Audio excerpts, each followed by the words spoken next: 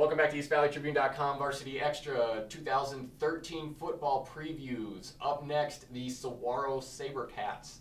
A long-time dominant program, continues to be very good. A quote-unquote down year for them last year, at least by their standards. But they've got a slew of really good athletes. And not just athletes, but really good football players. And this is looking more like a team that's poised to make another championship run, at least in my opinion. What's going to be better or different for this year's version than the 2012 version? Well, Jason Mons will be in his second year, which helps the new coach. There's not going to be a lot different, I don't think, which is actually good for them because Luke Rubenzer's back at quarterback, Christian Kirk, their dynamic wide receiver / running back. He's returning, so their offense is going to be really good again.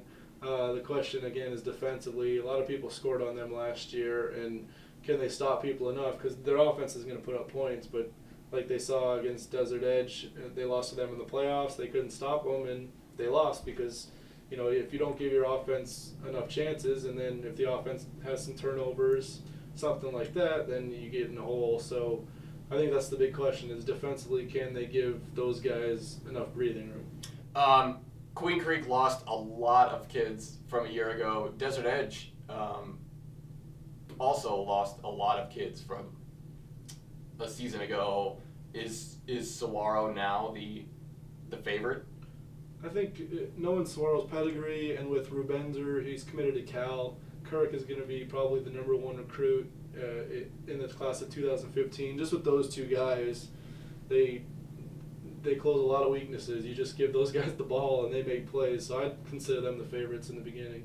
Their schedule is going to be interesting. They start with Chaparral week 1. Welcome to the 2013 season, right? They're not easing their way into anything there. It lightens up a bit. Then they've got another big showdown with Queen Creek in about week 6 or so, and then they close the season with Marcos Deniza.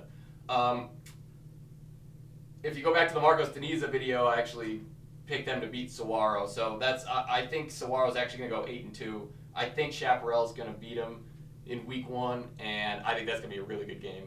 And I think Marcos can get by them in week 10. But I think this is at least a 8-2 and a semifinals team because of those dynamic athletes.